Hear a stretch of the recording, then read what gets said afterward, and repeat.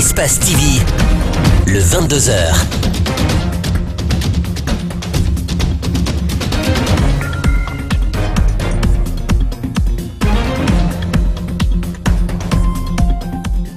Bonsoir à tous. À la une de l'actualité nationale, les enseignants en grève attendent désormais la signature du protocole d'accord avec le gouvernement. On sait peu pour l'instant sur le contenu de ce document et une question reste posée. Les 8 millions réclamés comme salaire de base sont-ils pris en compte?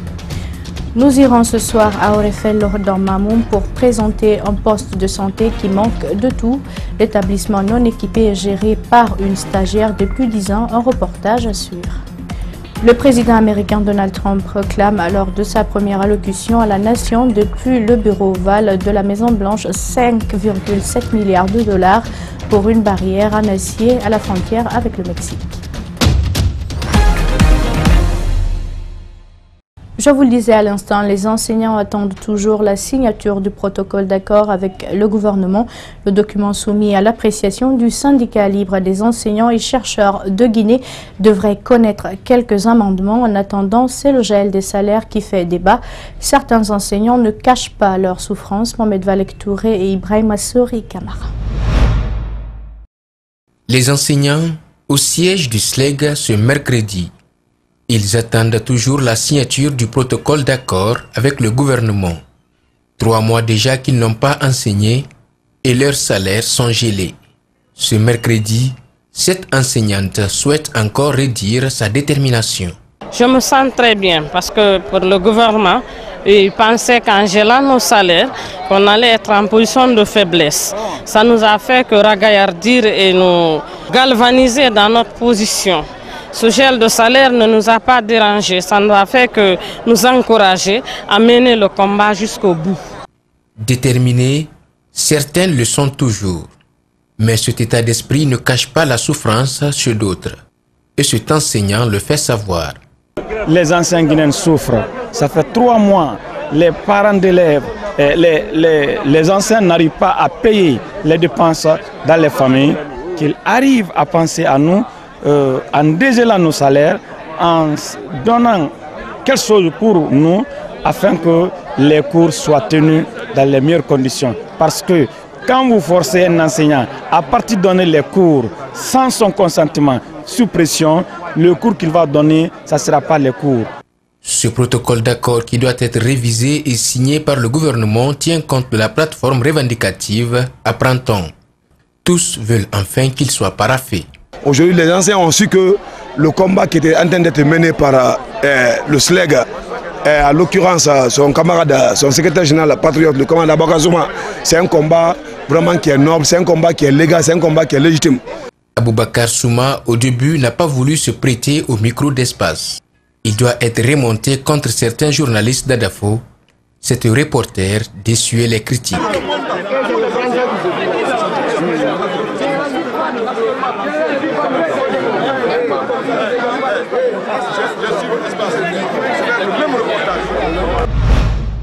En bref, les enseignants qui sont restés mobilisés ce mercredi au Palais du Peuple où les négociations ont lieu, certains croient pouvoir obtenir quelque chose sur les 8 millions réclamés comme salaire de base.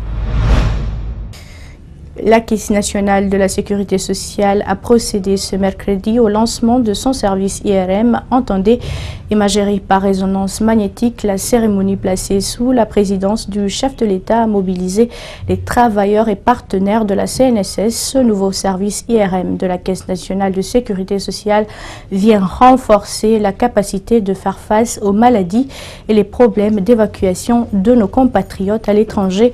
On écoute le directeur général de la CNSS au micro de Mamadou Boy Diallo. Sous votre autorité, nous allons mettre à la disposition des usagers cet équipement d'imagerie par résonance magnétique qui, par sa caractéristique de haut champ, est une première dans notre pays. Il permettra une nette précision dans le diagnostic de plusieurs pathologies et va contribuer à la réduction des évacuations sanitaires, surtout celles liées aux besoins de diagnostic fiables. À l'aube de cette année 2019, la CNSS nourrit de grandes ambitions pour l'ensemble de ses assurés sociaux dont elle a toujours placé la satisfaction des besoins au centre de ses préoccupations, conformément au programme de société de son Excellence professeur Alpha Condé, engagé à faire de la Guinée un pays émergent. Rencontre ce mercredi entre acteurs de la société civile et cadres de l'administration et promoteurs du secteur privé. L'objectif est de présenter les résultats d'une étude sur la redevabilité sociale collaborative en vue de maintenir un climat de paix et d'entente entre tous les Guinéens. Présente à cette cérémonie, Madame le maire de Kaloum a exprimé sa détermination à nouer le dialogue entre tous les citoyens de sa commune, Alseni Bari et Aliouba. Il s'agit de présenter les résultats de l'étude sur le renforcement des approches collaboratives et inclusives pour la prévention des conflits en Guinée. Une étude qui a duré 4 mois et effectuée sur toute l'étendue du territoire national. Elle révèle le faible accès à l'information entre acteurs de la société civile, la réticence des acteurs politiques à participer au débat public, le déficit de collaboration entre société civile et État. Nous avons évalué la production de l'information, la diffusion, le partage de l'information. Parce que qui parle de la collaboration parle d'abord de la disponibilité de l'information. Et après, nous avons évalué la mobilisation citoyenne. Et nous avons aussi évalué la mobilisation des représentants de l'État pour comprendre est-ce que les représentants de l'État d'abord connaissent le contenu des politiques publiques qui sont liées, le contenu qui est lié à leur mission. À cette rencontre, 17 cadres de l'État, 17 activistes ainsi que des acteurs du secteur privé participent. L'idée de l'EGEPAD est de renforcer la paix et la cohésion sociale. À Kaloum, Madame le maire s'implique déjà à travers la sensibilisation. Et je pense qu'il faut démultiplier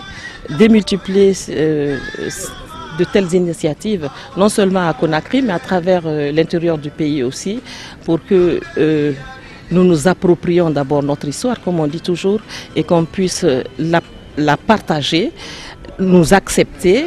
Côté ministère de l'Unité nationale, l'engagement est pris pour le développement inclusif en vue de prévenir les conflits en Guinée.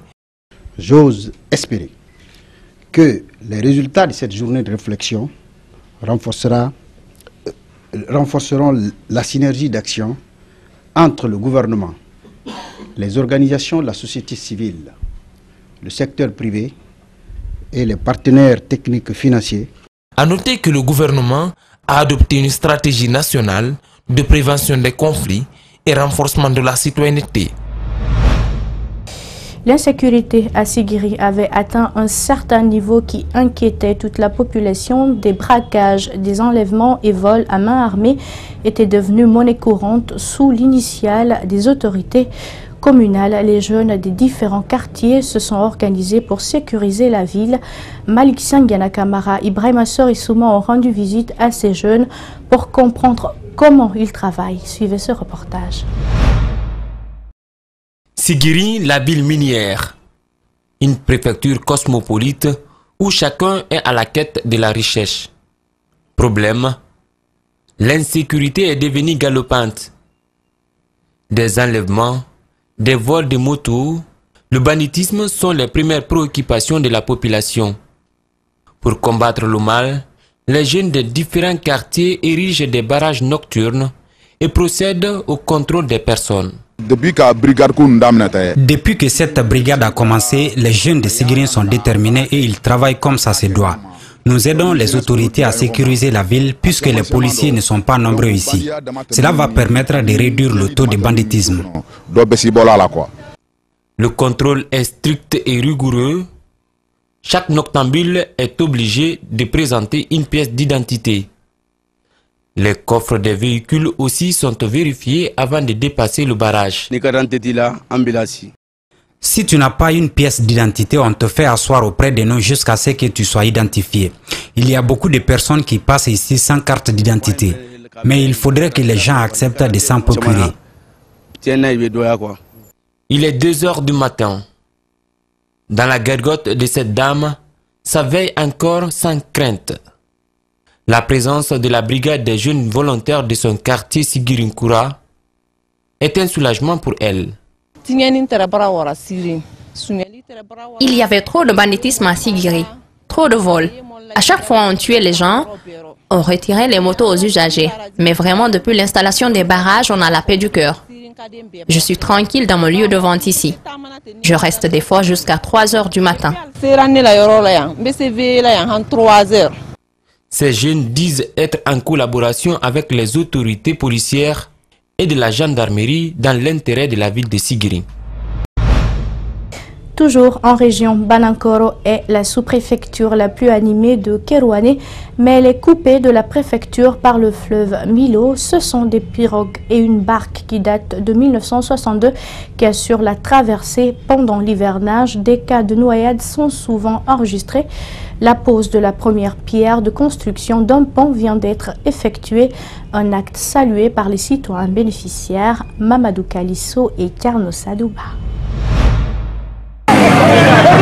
Nous sommes au bord du fleuve Milo. Des citoyens venus pour accueillir le chef de l'État à l'occasion de la pose de la première pierre de construction des voiries urbaines à Kerouané. Le seul moyen de rejoindre l'autre rive, c'est pirogue de fortune. L'attente se prolonge et la tension monte.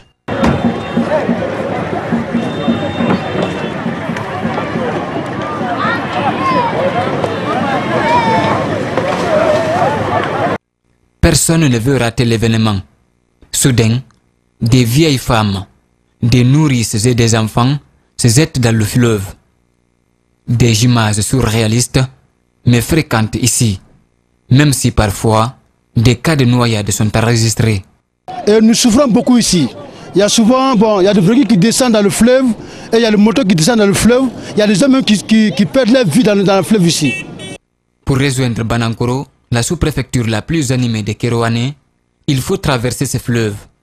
À l'absence d'un pont, ce sont ces pirogues artisanales et cette barque vieille de 56 ans qui assurent le relais. 2000 francs guinéens par personne pour la traversée en pirogue, 10 000 francs pour une moto. La barque assure la traversée des véhicules à raison de 50 000 francs pour les poids légers et 150 000 pour les camions. Ces piroguiers travaillent la journée. En cas d'urgence, le pire est à craindre. Quand tu prends un malade à Banankoro, pour arriver à Banankoro, quand tu arrives ici à Kerouané, quand tu arrives ici à 20h, ça trouve qu'il n'y a pas de passage. Bon, souvent, les piroguiers, ils rentrent très tôt. Bon, souvent, les malades, même certains malades meurent ici, parce qu'il n'y a pas de traverse. Donc, nous lançons un appel aux autorités compétentes, vraiment de continuer à gratter Kerouané, Banankoro et Kisudougou. L'appel semble être entendu. Les travaux de construction d'un pont sur ce fleuve ont démarré. Il mesure près de 85 mètres sur 10 et demi. Le coût du projet est estimé à 70 milliards de francs guinéens. Si le délai d'exécution des travaux est respecté par l'entreprise marocaine, dans 1 an et demi, ce calvaire sera un lointain souvenir pour les usagers de cette route.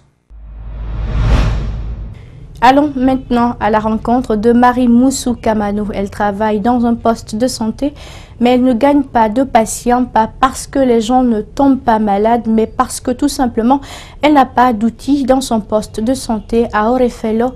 C'est dans la préfecture de Mamo. Reportage Mamadou Saliouba et Yakouba Traoré.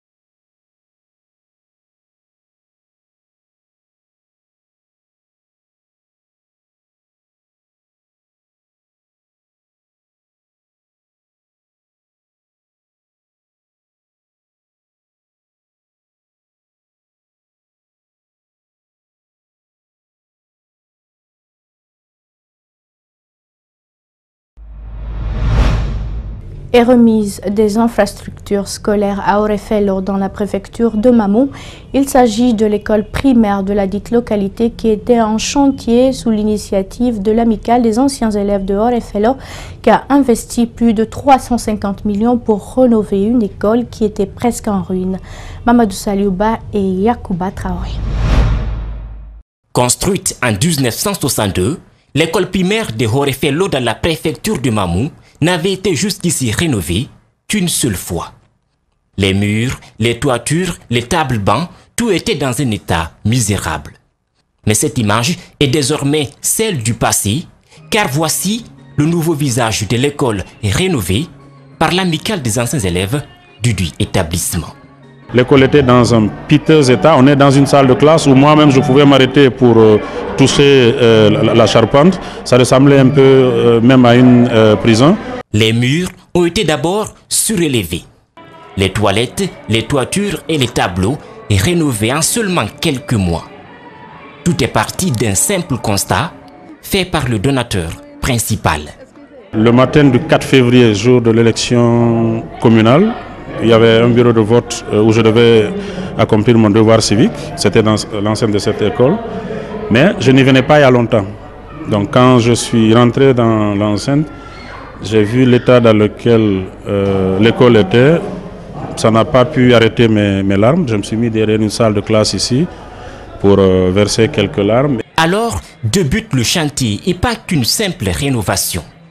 L'amicale des anciens élèves de Orefelo a aussi offert une centaine de tables bancs à l'établissement. Enseignants, élèves sortaient poussiérés. Mais maintenant, l'image de l'école a changé. La population de Mamou, par ma voix, vous en est sincèrement reconnaissante. Soyez-en remerciés. Nous prions Dieu que tous les autres jeunes suivent leur exemple pour qu'ensemble nous entreprenions d'autres chantiers qui interpellent les filles et les fils de notre communauté.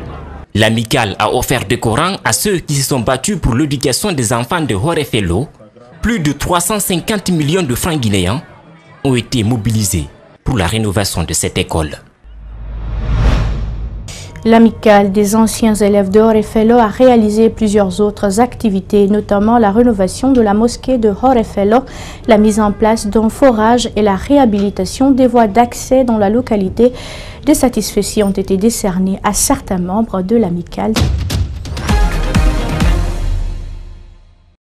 Ailleurs dans le monde sacré à Dakar, meilleur joueur et meilleure joueuse africaine de l'année, Mohamed Salah Égypte et Christina Tambi Gatlana Afrique du Sud livrent leurs premières impressions. C'est la deuxième fois consécutive que le footballeur égyptien remporte ce titre.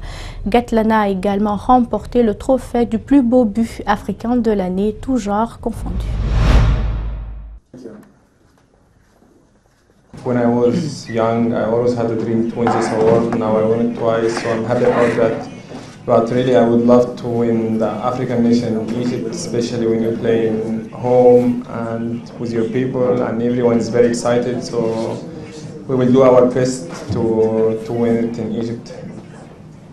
I'm so overwhelmed that the whole country of South Africa picked me up, voted for my goal, although I was competing against men, and it is a privilege for me to be standing in this position, and it will always be a memory that I won Goal of the Year for 2018.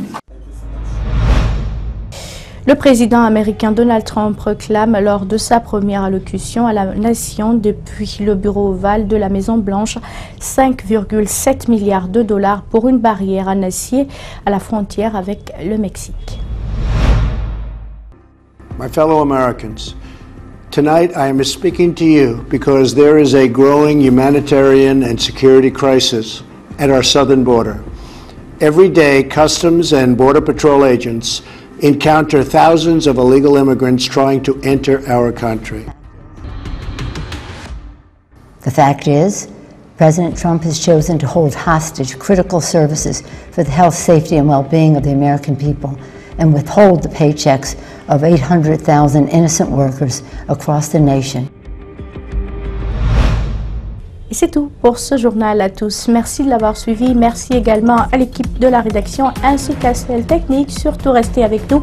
Nos programmes continuent sur Espace TV. Au revoir.